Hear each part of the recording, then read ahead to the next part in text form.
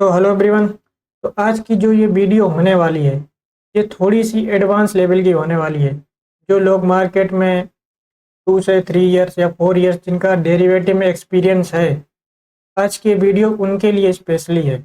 जो बिगिनर्स हैं वो भी इसमें देख सकते हैं, लेकिन उनके लिए थोड़ी सी कुछ चीज़ें समझ में नहीं आएंगी। तब भी आप पूरी वीडियो ध्यान से देखिए, आपको काफ़ी कुछ समझने को मिलेगा, सीखने को मिलेगा, कुछ नए कॉन्सेप्ट मिलेंगे। तो चलो स्टार्ट करते हैं। तो आज जो हमारा टॉपिक है वो है ऑप्शन, जो एक स्ट्रेटजी है। ऑप्शन राइटिंग या ऑप्शन सेलिंग भी कह सकते हैं, दोनों ही सेम चीज़ हैं। ऑप्शन सेलिंग, ऑप्शन सेलिंग की शॉप से कैसे आप एक मंथली इनकम जनरेट कर सकते हैं, जैसे कि जो शॉप्स वगैरह होती हैं। तो सेम उसी कॉन्सेप्ट पे इसमें भी आपकी, आप चाहें तो एक शॉप खोलें, दो शॉप खोलें, या फिर 3 शॉप खोलें। इसमें से आपको जो मंथली इनकम बनेगी, मंथली इनकम आपकी इससे भी मंथली इनकम आएगी, इससे भी आएगी। हो सकता है कभी एक से नहीं आई तो इन दो जो शॉप हैं इनसे आ सकती है। तो इस तरह की जो स्ट्रेटजी है ऑप्शन राइटिंग की, ऑप्शन सेलिंग की, ये आज आपके सामने शेयर करने वाले हैं। तो पूरी वीडियो को ध्यान से देखिए लास्ट तक, आपको एकदम नया कॉन्सेप्ट मिलेगा। ये सारी चीज़ें जो सोशल मीडिया पे इन्फ्लुएंसर वगैरह ये सब शेयर नहीं करते जनरली, क्योंकि उनको ऑप्शन सेलिंग से ज़्यादा ऑप्शन बाइंग में इंटरेस्ट होता है, क्योंकि कोर्स सेल करना होता है। ऑप्शन बाइंग में लगती है इन्वेस्टमेंट कम, तो उनका इंटरेस्ट ऑप्शन बाइंग की कोर्स सेल करने में होता है, ना कि आपको ये सारी स्ट्रेटजी फ्री में देने में। तो यहाँ पे हम ये सब स्ट्रेटजी आपको फ्री ऑफ कॉस्ट अवेलेबल कराएंगे। फ्री ऑफ कॉस्ट अभी भी हैं, आगे भी हमेशा रहेंगी।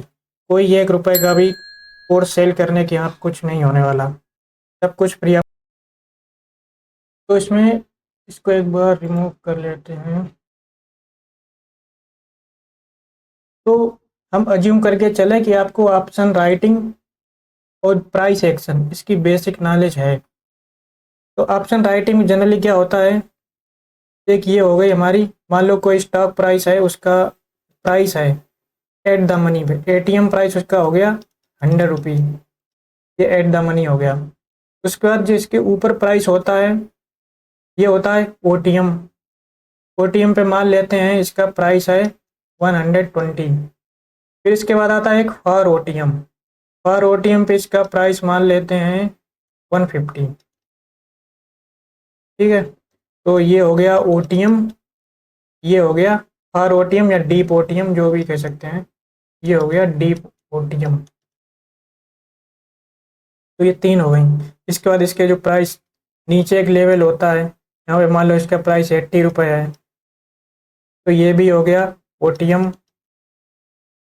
इसके बाद इसका प्राइस यहाँ पे हो सकता है 60 रुपये लेवल है, तो ये हो गया इसका डीप ओटीएम। सेम जैसे ऊपर साइड है वैसे सेम नीचे साइड है। तो जब मार्केट में हमें बियरिश मोड में होना होता है तो हम यहाँ क्या करते हैं, हम कॉल साइड, इसको ऑप्शन सेलिंग में कॉल शॉर्ट करते हैं। जब हमें लगता है मार्केट बुलिश होगा, स्टॉक प्राइस बुलिश होने वाला है, ऊपर जाएगा प्राइस, तो हम क्या करते हैं पी साइड, पी शॉर्ट करते हैं, यानी कि हमें बुलिश होना है। अब इसकी स्ट्रेटजी क्या होने वाली है। अब जनरली ऑप्शन सेलिंग में लोगों को क्या लगता है कि इसमें जो विन, जो रिजल्ट आता है, जो प्रॉफिट साइज होता है, उनको लगता है ये बहुत लेस होता है और ऑप्शन बाइंग में बहुत ज़्यादा होता है। जबकि इसमें अगर रियल कॉन्सेप्ट देखा जाए, मान लो अगर एग्जांपल लें, एक कार है, उससे आपको ए से बी पॉइंट पे जाना है, मान लो 100 किलोमीटर यहाँ की डिस्टेंस है।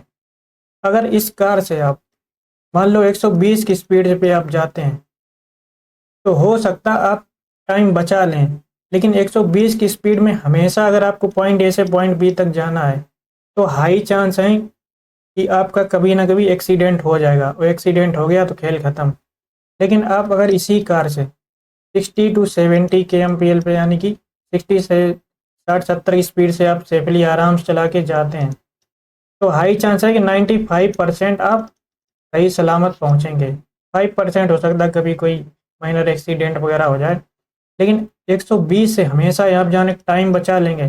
लेकिन 95% चांस यहाँ पे रहेंगे कि आप कभी ना कभी एक्सीडेंट होगा या हो सकता मेजर इंजरी हो जाए, तो यहाँ पे बहुत ज़्यादा रिस्क है, लेकिन यहाँ पे आप सेफ हैं। सेम कॉन्सेप्ट अप्लाई होता है ऑप्शन राइटिंग में।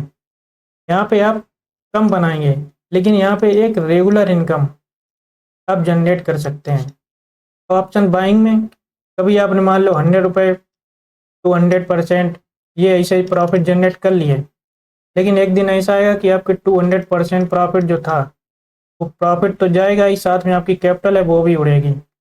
तो वो कोई सस्टेनेबल तरीका ही नहीं है। लेकिन ऑप्शन राइटिंग में ऐसा नहीं है, यहाँ पे आप 80 to 90% प्रॉफिटेबल रहने की पॉसिबिलिटी होती है, यहाँ पे हाई प्रोबेबिलिटी होती है, क्योंकि ऑप्शन सेलर के पास हीटा का जो कॉन्सेप्ट होता है, जो टाइम की वैल्यू होती है, वो ऑप्शन सेलर के पक्ष में होती है, तो ये अपोजिट होती है ऑप्शन बायर पक्ष में। तो इसका ये जो कॉन्सेप्ट है ये आपको आई होप क्लियर हो गया होगा। तो अब आते हैं इसमें स्ट्रेटजी पे, इसमें हमें करना क्या है। तो हमारा जो जो हमने एज्यूम किया है, कोई स्टॉक प्राइस एटीएम प्राइस उसका एट द मनी पे 100 रुपी है, तो इसमें हम क्या करेंगे, हमारी स्ट्रेटजी क्या होगी। हम इसमें जो डीप ओटीएम है यानी कि 150 का जो रेंज है, इसको यहाँ पे कॉल शॉर्ट करेंगे, लेकिन यहाँ पे पुट शॉर्ट हम नहीं करेंगे। हमारी इस स्ट्रेटजी में पुट शॉर्ट हम नहीं करेंगे। अब इसका रीज़न क्या है। पुट शॉर्ट नहीं करने का जो सबसे बड़ा रीज़न है वो है हम रिस्क मैनेजमेंट के साथ जाएंगे, क्योंकि मान लो कोई स्टॉक प्राइस है, अगर उसमें कोई रातों रात कोई बैड न्यूज आई, कोई निगेटिव न्यूज आई, या कुछ कंपनी में अंदर मैनेजमेंट में कोई निगेटिव न्यूज आई, तो ये बहुत बार हुआ है कि आपको चांस भी एग्जिट करने का नहीं मिलेगा। वही सेम स्टॉक मान लो 100 रुपये का स्टॉक है, नेक्स्ट डे क्या पता मॉर्निंग में 80 रुपये खुले या 60 रुपये खुले, सीधे 20% लोअर सर्किट लगा के ओपनिंग दे, तो आपको एग्जिट करने का भी मौका नहीं मिलेगा। इस वजह से ये हमें बिल्कुल भी रिस्क नहीं चाहिए, क्योंकि ये सेफ एंड सिक्योर स्ट्रेटजी होने वाली है। तो इस रिस्क की वजह से हम पुट शॉर्ट नहीं करेंगे, इसमें हम सिर्फ करेंगे कॉल शॉर्ट। अब मान लो कोई अच्छी न्यूज़ आती है स्टॉक में, तो ऐसा कभी होता नहीं अच्छी न्यूज़ के साथ अगले दिन 10% 20% गैप अप ओपन हो, इसके लिए भी हम काफ़ी डीप ओटीएम शॉर्ट कर रहे हैं। तो जो कॉल शॉर्ट करने का जो रिस्क होता है वो बहुत कम होता है, लेकिन पुट की तरफ जो शॉर्ट करते हैं उसमें कोई निगेटिव न्यूज आई तो उसमें हम फंस सकते हैं, एग्जिट करने का भी मौका नहीं मिलेगा। तो पुट साइड रिस्क बहुत ज़्यादा आता है, ओवरनाइट होल्ड करना पुट को ये काफ़ी रिस्की होता है। लेकिन कॉल शॉर्ट करेंगे तो उसमें इतना रिस्क नहीं होता है। कभी भी गुड न्यूज़ पे प्राइस जो स्टॉक प्राइस होता है वो 10% 20% इसे अपर सर्किट में नहीं खुलता है जनरली, क्योंकि हम इसमें लिक्विड स्टॉक लेने वाले हैं। स्टॉक सिलेक्शन इसमें यह भी एक बहुत इंपॉर्टेंट कॉन्सेप्ट है। तो हमें कौन से स्टॉक लेने हैं, क्या उसके क्राइटेरिया होने चाहिए, ये भी अभी हम आगे डिस्कस करेंगे। हर किसी स्टॉक में कोई भी स्टॉक जो मन में आया वो उठा लिया, उसमें कॉल शॉर्ट कर दी, तो वो इसमें नहीं है। हम इसमें एक रेगुलर सेफ एंड सिक्योर तरीके से कैसे इनकम जनरेट कर सकते हैं मंथली, एक रेंटल इनकम की तरीके से, तो वो इसमें हम देखने वाले हैं। वैसे तो ऑप्शन राइटिंग में बहुत सारी स्ट्रेटजी होती हैं, तो उनको यहाँ डिस्कस नहीं करने वाले। तो इसमें जैसा कि हमने कहा कि 95% चांस है कि इसमें प्रॉफिटेबल हों। जैसा कि कोई भी स्ट्रेटजी 100% प्रूफ नहीं होती कि इसमें रिस्क कुछ है ही नहीं, तो सेम इसमें भी है। इसमें रिस्क हमारा कब होगा, कब इसमें हम लॉस में आ सकते हैं। हमें इस स्ट्रेटजी में रिस्क में लाने के लिए या लॉस होने के लिए इस प्राइस को, मान लो स्टॉक प्राइस 100 रुपये पे है, तो इसको एकदम शार्प मूवमेंट के साथ, वो भी एक्सपायरी से पहले पहले 150 के ऊपर जाना पड़ेगा। जब ये एक शार्प मूव के साथ एक्सपायरी से पहले 150 के ऊपर क्लोज करेगा, तब इसमें हमें लॉस हो सकता है। अगर इसमें स्टॉक प्राइस यहाँ गया, यहाँ ऐसे घूमता रहा यहाँ पास में, या फिर यहीं ऐसे घूमता रहा, या इधर जाता कहीं भी, इस 150 प्राइस के नीचे स्टॉक कहीं भी रहता है, तो भी एक्सपायरी तक हमें अपना प्रॉफिट मिल जाएगा। जब इसमें बहुत शार्प मूव आएगा तभी सिर्फ लॉस होगा। तो सिर्फ एक कंडीशन पे लॉस होने वाला है हमारा, तो उसको कैसे मैनेज करेंगे, उसको जो कुछ रूल हैं वो आपके साथ डिस्कस करेंगे। तो जो वो रूल हैं वो आपको फॉलो करना है, उसमें कोई भी ओवर स्मार्ट नहीं बनना है कि हम इसमें ऐसे कर दें वैसे कर दें। जो रूल हैं वो प्रूवन बैक टेस्ट करके उसके बाद ये निकाले गए हैं, तो आपको उनको फॉलो करना है। रूल अगर आपने ब्रेक किया तो उसका जो लॉस होगा वो आपको बियर करना पड़ेगा। अब बात करते हैं रूल क्या इसके होने वाले हैं। अब इसमें हमारा रूल नंबर फर्स्ट क्या होगा। रूल नंबर फर्स्ट हमारा होगा, यहाँ पे मान लो ये जो स्ट्राइक प्राइस है, मान लो यहाँ पे 10 रुपये यहाँ पे प्रीमियम चल रहा है, यहाँ पे 10 रुपये प्रीमियम है, इसको हम शॉर्ट करेंगे। लेकिन इसको शॉर्ट करेंगे कब, हम मिड मंथ में एंटर करेंगे, यानी कि महीने के 30 दिन होते हैं, हम 15 जो डेट होती है मिड मंथ, इसके बाद एंटर करेंगे। अब इसका क्या रीज़न है, क्योंकि जनरली 60 to 70% स्टॉक्स में जो मूव आता है, बिग मूव आते हैं, वो 1 तारीख से लेके 15 के बीच में जनरली आ जाते हैं। 60 to 70% बैक टेस्ट से अगर देखेंगे, कभी कभी बाद में भी आते हैं, लेकिन 60-70% आते हैं।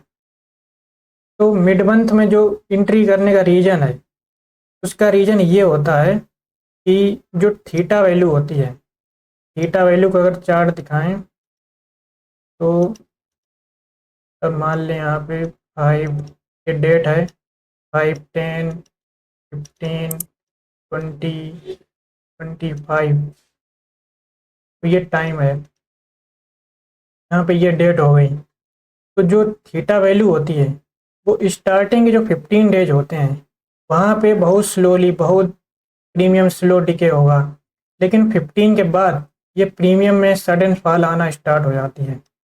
तो इस वजह से अगर आप 15 से पहले यहाँ पे एंट्री करते हैं तो यहाँ पे हाई चांस है कि आपका जो प्रीमियम है वो स्टॉप लॉस सेट कर दे, या बहुत बड़ा मूव आया, आपके अपोजिट मूव आ गया, तो आपका प्रीमियम है वो आपको लॉस दे सकता है। तो इस वजह से हम एंटर करेंगे 15 के बाद, जब प्रीमियम में डिके काफ़ी ज़्यादा होगा।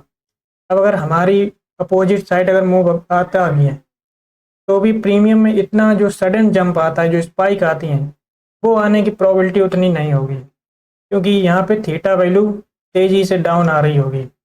इस वजह से हम 15 मंथ के बाद, यानी कि 15 के बाद मिड मंथ के बाद इसमें एंट्री करेंगे। ठीक, तो ये हो गया हमारा पॉइंट नंबर 1। अब आते हैं पॉइंट नंबर 2, इसमें एग्जिट कैसे करेंगे हम। तो ये थी आज की वीडियो। इसमें आपको अगर कुछ डाउट लगा हो तो नीचे कमेंट बॉक्स है, उसमें आप पूछिए, उसका रिप्लाई देंगे।